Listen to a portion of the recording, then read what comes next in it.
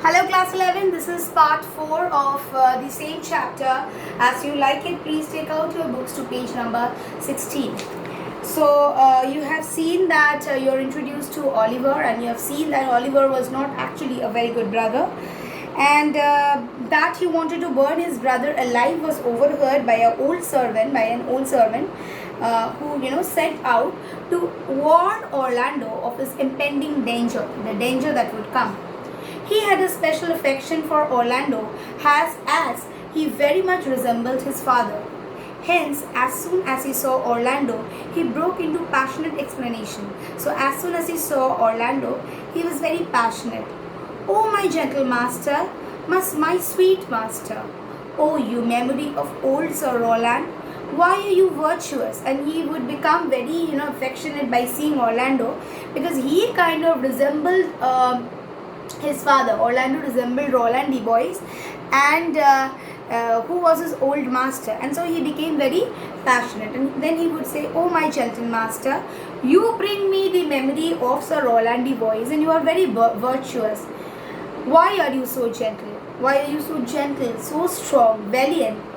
Why would you be so fond to overcome the famous wrestler? Why did you become so fond to overcome the wrestler? Your praise is come too swiftly home before you." So your praise that you're able to succeed, that had come, the news had come very much before you have come home. Orlando could not comprehend what the matter was, and the servant explained to him the reason for his concern, stating the plan of his brother to burn him in his own chamber. And then the old man stated him that his brother wanted to burn him in his own chamber. Adam, as his servant was named, advised Orlando to flee the place. So he advised Orlando to move away from that place. He, knowing very well that Orlando had no money, brought him whatever money he had saved for the future use. So he knew that Orlando had no money. He bought for him the money that he had saved it for his future use, saying that he gave the gold amounting to 500 crowns to Orlando, saying that he gave him a gold that amounted to 500 crowns to Orlando, and requested Orlando to allow him to be his servant, and promised that though he looked old, he would take good care of Orlando and work for him. And he asked Orlando to keep him as his servant, as he really wanted to serve him. And though he looked old, he stated that he would definitely take good care of Orlando, right? Orlando was pleased and grateful at the faithfulness of Adam, whom he addressed as good old man. And at once they set out with the promise that they would find some work before they had spent the savings that Adam had given. And they decided that they will definitely find out some, work before all their savings are taken away, or they kind of use all of the savings. They'll definitely find a good work.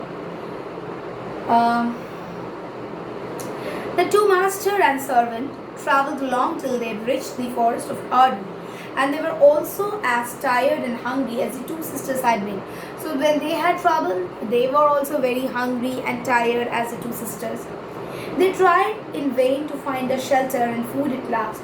When Adam could not go farther, Orlando carried him in his arms to the shelter of the tree, and cheered him, saying, "Good old man, rest your weary limbs here a while, and do not talk of dying." So when the old man, he got very old, Orlando took him, in his arms, and carried him in the shade of the forest, under the shade of the forest, and kept him there, and said him, "Do not talk of dying. You stay over here. I'll bring something for you." Orlando then searched for food, and by chance came upon the company of the Duke and his friends.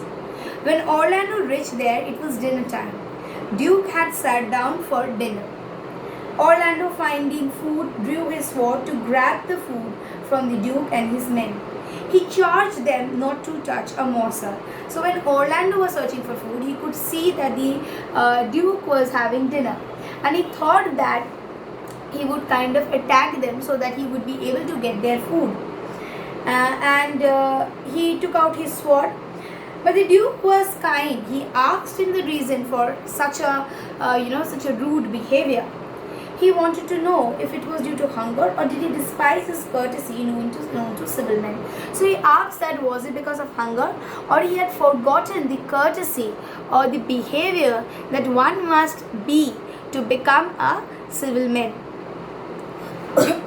Orlando replied that as he was dying of hunger,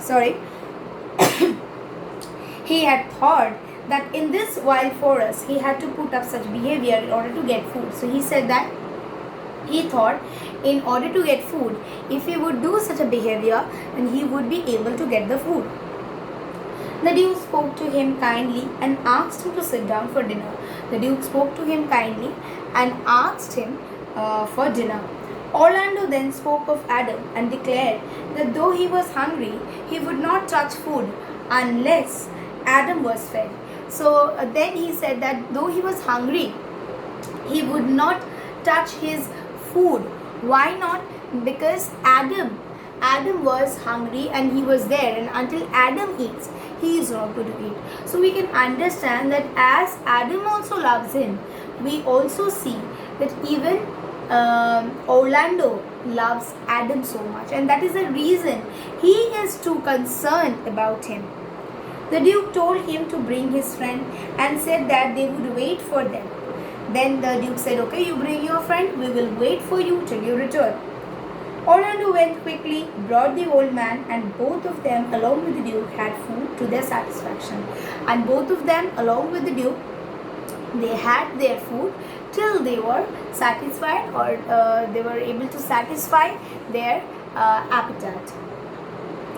Adam, on having the food, regained his strength, and then again having his food, he was able to regain his strength. After the dinner, the Duke asked Orlando about him, and when he came to know that Orlando was his friend's son, he took Orlando and Adam under his care. And so when the Duke asked Orlando about his friend, about himself, and Orlando said that about his father, he could recognize his friend and he could understand that he was his friend's son, and he took Orlando and the old man under his care. After a few days, while roaming in the forest, Ganymede and Eliana, they were surprised to see Rosalind's name carved on the bark of the trees. So Rosalind's name was carved on the bark of the trees. There were love sonnets, all were addressed to Rosalind and they were attached to them. When they were wondering how it was possible in the forest to have Rosalind's name carved, they met Orlando.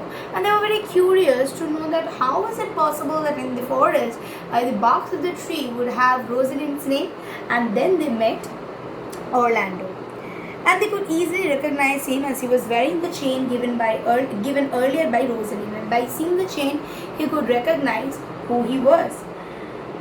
But Orlando could not recognize them because of their disguise. But Orlando could not recognize them because of their disguise.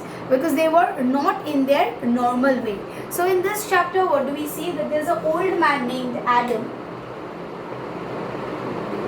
who had special affection for Orlando. Orlando met the elder Duke, and the elder Duke kept them under his custody. Ganymede and Eliana, they met Orlando. Orlando could not recognize them, but they very well could recognize him because he was wearing the chain that this Rosalind had given it to him. So I'll keep it till this much. In my next video, I shall continue with the next portion of the same text as you like it. Thank you.